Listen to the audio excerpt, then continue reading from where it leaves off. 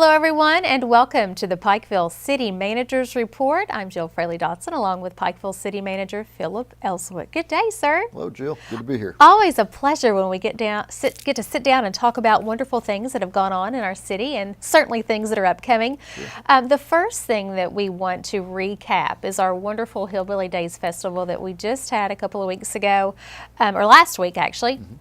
Huge crowd. Friday and Saturday, especially Thursday, a little bit chilly, but still a pretty good turnout. Yeah, Thursday was a little cool and a little rainy, but Friday and Saturday were beautiful. Great weather, couldn't have been better. And we had huge crowds, well over 100,000 people, we estimate, and it was a very successful festival.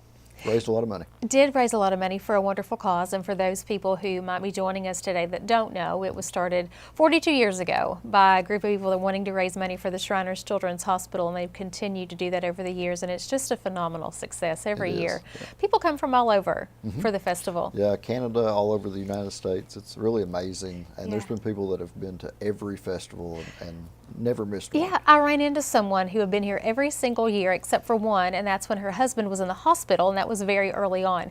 But what I find is that it's such a large economic impact for our community, but also for our region, because people that come into the festival, they take advantage of so many other opportunities that we have in our region. Right. You know, they stay in our hotels and eat in our restaurants and shop in our stores, and it's a great benefit to the city's economy and the region's economy. And we're hopeful that they come to Pikeville, they see the community and everything that we have to offer, and they come back at other times through the year to explore more of our amenities. Yeah, and they just keep coming back, and it overflows too for generation after generation of families that have been coming for so long. So always nice to see those folks come in. Something that's always present at our festival are our first responders that do such a tremendous job of keeping our community safe. I know you want to thank them. Absolutely. Our police and fire are there for the entire festival. They do an excellent job, maintain order and provide emergency medical services if necessary. But beyond the festival, they're also continuing to protect Pikeville and our citizens and businesses. And it's just it's 3 days of intense work for them, but it's very much appreciated. You know, that's something that that we don't often think about. We know the enormous crowds that are downtown and all of the police force that are visible on the streets, but we still get calls during that time, just like we would on a regular day, into our 911 centers. Right. We had multiple collisions one day that they had to go work those wrecks, and some of them were injury accidents, and so they still have their normal daily routines in addition to the festival. It doesn't stop just because there's a festival in town. No, it does not. Something that was new this year, if you were walking around various parts of the festival, especially around some of the food booths, is the Carnival Eats TV show that was in town. Yeah, they approached the city and the Southeast Chamber about being in town, filming the Hillbilly Days Festival. It's a show that's on the Cooking Channel, and they travel to festivals all over the United States, exploring the food there, talking to the people, and we were excited to have them in town. Yeah, I know a lot of people were curious when they saw their TV cameras around, wondering what they were doing and what was going on. But I have to ask you though, there are so many different food booths that everybody takes part in. Do you have a one stop that you hit first during the festival? Yeah, I have a couple that are definitely on my agenda. Okay, so. Just making sure. Everybody says the donuts are the first stop.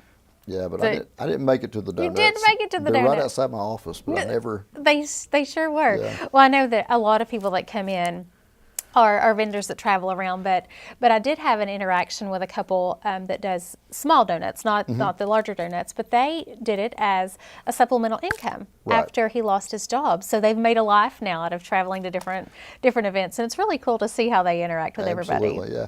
And there's a number of local folks that have booths as well to raise money for different causes or just as supplemental income. Just a fun It's a great time. Festival. Certainly so. Brantley Gilbert was a huge concert at the Expo Center It was too. completely sold out. Everything went well, good reviews, and it was a great concert. Yeah, it was a great concert. I didn't get to go, but I heard I saw a lot of videos from inside and heard a lot of things going on. But I will say, I was downtown at the Carnival with my little one Saturday evening when the concert was going on, and absolutely amazed at how well traffic flowed. It's always crowded. Right. And always, you need to allow for extra time, but really it was so easy to get around still. I don't know if that was by accident or if we've just really figured out a way to handle those big concerts. Well, a lot of planning goes into that, and managing the logistics so people can get around town and traffic flows. So it's not just luck that happens. It's somewhat intentional for sure. Let's talk a little bit about the Pikeville City Police Department. Of course, Sure. we always mention them in some shape, form, or fashion, but we have a new street. Well, not really a new street, but a new name for a street. Right. Yeah, the commission took some action at its April the 9th meeting to honor Scotty Hamilton and his memory and work at the police department. One of those things was designating January the 11th as Scotty Hamilton Day in the city of Pikeville. And the significance of January 11th is the date 111, which is Scotty's unit number. And then additionally, there's a street that runs adjacent to the police department off of Division Street. It was formerly East Street, and the commission chose to change the name of that street to Scotty Hamilton Way. And now our police department's address is 111 Scotty Hamilton Way. That's fantastic. Yeah, it's a good way to remember Scotty. Certainly a wonderful way to honor him, just like you said.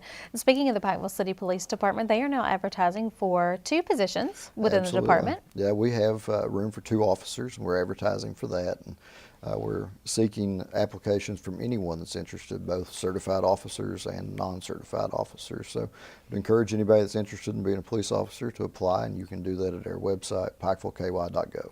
Okay, very good. The drug investigation unit is something I do want to touch on briefly.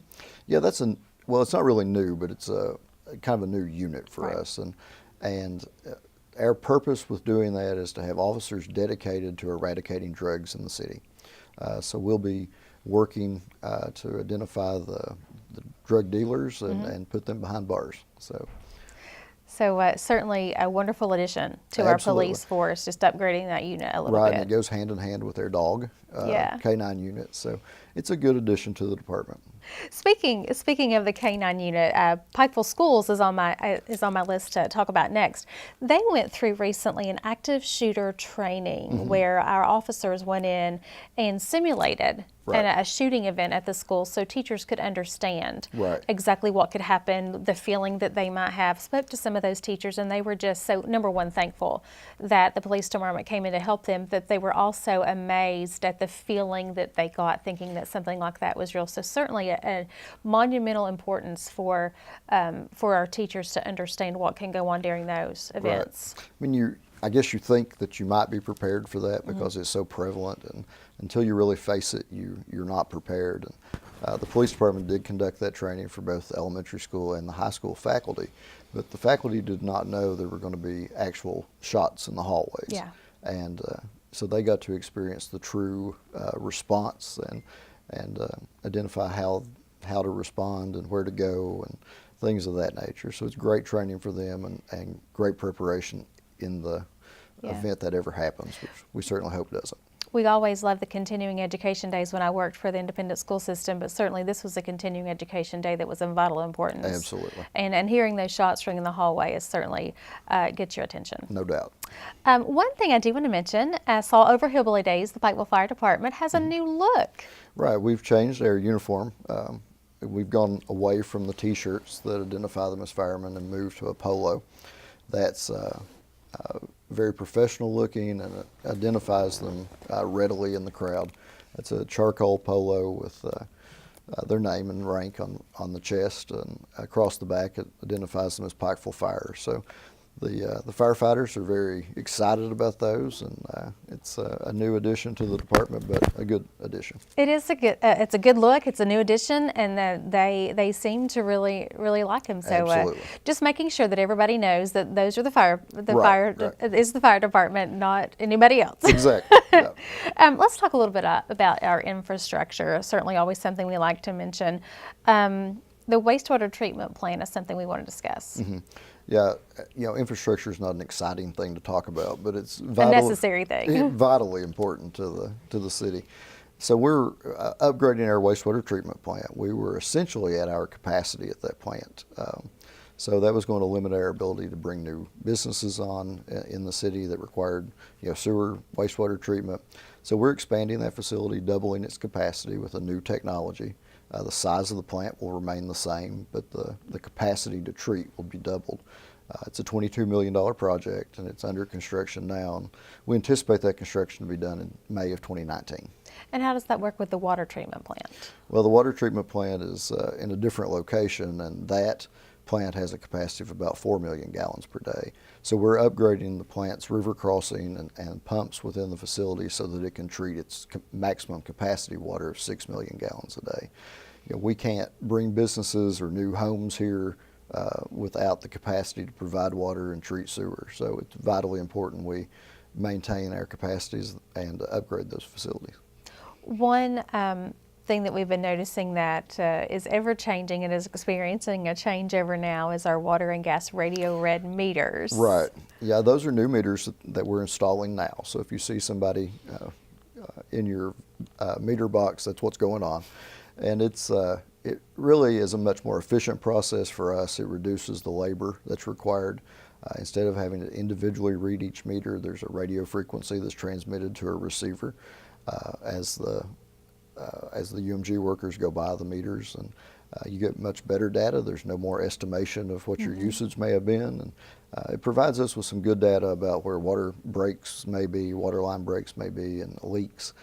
So it's much more efficient for our system, and we don't have water loss like we've had in the past. You've seen a lot of people, like you said, if you see somebody in your meter box, don't panic. That's right. In my neighborhood, I've seen several here and there over the last few days, and at least I know what it is, that there's not a big problem, that they're just updating our system. We've talked before, earlier, in managers' reports about spring being here, and it's time to clean up a little bit, make sure we take care of the streets, and there's going to be some striping and paving going on in the city. Yeah, every year in April, May, we assess every street in the city for the need to repair that, whether it be repaving it or restriping it, whatever the case may be. Of course, we have money budgeted for that every year, and there's always a lot of work to be done, and usually more than we can afford for any given year. But we try to repair the worst areas and keep those in good condition.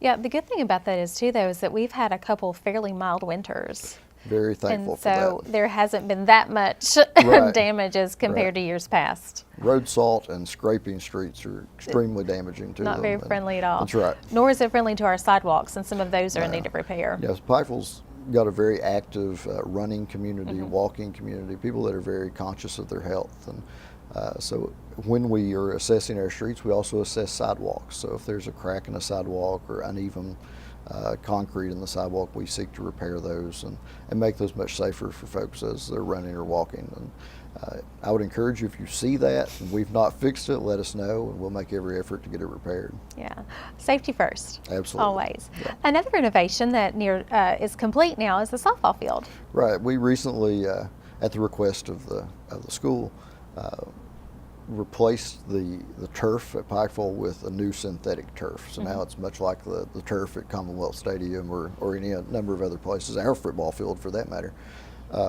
So it's a totally new look, brand new, and I understand the team and the coaches are thrilled with it. So. Yeah, I think there's a lot of very happy players. Right. We're one of the few schools in the region, maybe the only school that has that. So it's kind of unique to Pikeville. Yeah, it's also nice when we host tournaments to show off what a wonderful facility that we have at the Hambly Athletic Complex. That's right. Tourism, it kicked off with Hillbilly Days. Absolutely. All kinds of festivals, all kinds of events going on. One of the first is going to be May 12th, and we've been really excited about this, and that's the Cops and Outlaws Car Show. Right, that's it is an exciting thing. It's a new kind of different thing for us, but on the 12th, May the 12th, beginning at 10 a.m., there'll be a car show on Main Street that includes police cars. Any police car can enter for free, and then other cars like we typically have in our car shows. So, we're excited about that. Should it rain that day, that car show will be in the expo, so it'll still happen. And then that evening, there'll be drag racing with two guys formerly of the Streetcar Outlaws show, Godey Bowe and Wayne Varley. And they'll be both at the car show and at the racing that night. Their cars will be on display, and they'll be also racing in our drag racing event. A lot of our racing enthusiasts around the area will be excited to see those guys and kind of pick their brains, so to speak. Entry proceeds will go to the police memorial and Shop with a First Responder that we always do. Yeah, Shop with a First Responder, as we've talked about in the past, is a huge mission of the police and fire and EMS. Providing Christmas gifts and school supplies and things of that nature to kids that need them. So They raise a tremendous amount of money every year, and last year they were able to provide school supplies to every school in the county, not just Pikeville. So it's a great blessing to a lot of people. Yeah, that is a huge undertaking when you say not just the city but the entire county Absolutely. receive those school supplies, Right. and you just don't understand how much of an expense that can be for families, especially for those with multiple children. Right, right. So happy to have that. Also, the Scotty Hamilton Memorial merchandise will be at that event as well. Yeah, there's T-shirts that have been made to memorialize his life, and bracelets, wristbands, things of that nature. All of that will be on sale, and the proceeds of that go to the trust fund that was established for his daughter. Yeah. So, That is, I know at Hillbilly Days we saw so many people sporting those T-shirts and knowing Right. where the money goes and goes to Absolutely. the right cause, especially for Brindley, is just an amazing effort by so many people in our community that have wanted Definitely. to, like you said, memorialize his life. Many other events coming up. The 2D event. I love talking about 2D because I've been able to explain to people what the 2D district is now. People would hear about it and they'd say, "What is that?" So now we're able to talk about the 2D division. That's going to be the event, and the Spring Fling is coming up May 26th. right, the Spring Fling will be the end of May, and it'll essentially be a time that downtown merchants have sales and promotions occurring, and there'll be a mural that begins on the Jenny Wiley wall on the on the Hamley Boulevard, side of the building.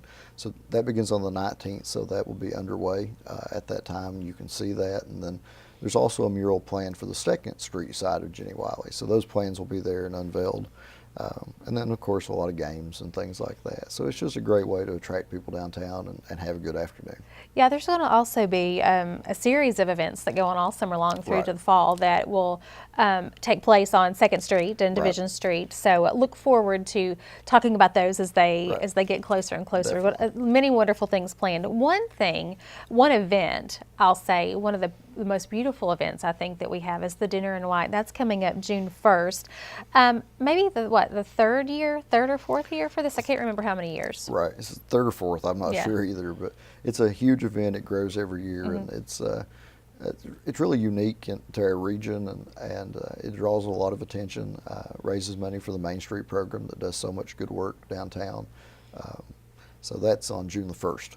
Yeah. And if you want tickets, you can contact Minta Trimble. Contact Minta. Tickets, singles $25, or a group of friends can get together, a group of 8, Right. or ever how many you want, but 8 is what the table's for, and that could be $200. So Right. you think about getting together with your friends and your family. Certainly, it's an event for everyone to go to, and you bring your lunch or your dinner in and just sit there and have a really good time. We block the streets off, the Right. lights are draped, and everything is white and gorgeous. Absolutely. It's, at the intersection of Main and Division, and tables on every side, and the intersection within the crosswalks becomes a dance floor. Yes. So there's music, and people are dancing. It's just a good evening to spend time with your friends. Yeah, always cross your fingers for good luck That's for right. good Great weather. weather. Yeah, That's right. that's what we need. That's Jenny Wiley Theater had the opportunity last weekend to see Camp Rock. It's a Footlights Theater production. Always amazed at the talent that we have. But 2 new productions coming up at Jenny Wiley. One is starting May 8th. Right. Yeah, Next to Normal will be May 8th through the 12th. And then there's another show, $1 Million Quartet, from May 18th through the 31st. So, it's part of that 2D district, Yeah. our new arts district, and we encourage people to come out and support the theater. Yeah, the one thing I noticed as we were downtown and parked, it's a wonderful time to get out and just browse the streets. Of course, Dueling Barrels will open up very soon. Soon, Midsummer probably. So as you're walking along 2nd Street now next to Jenny Wiley and you get to see the backside of Dueling Barrels, it's a wonderful facade that It is on the is, yeah. backside. And then you have shops to go to, restaurants Right. that you can go to. So you really can make a whole evening. If you Absolutely. just park your car and just walk around, there's always something to do there, especially if you're attending Jenny Wiley. So Right.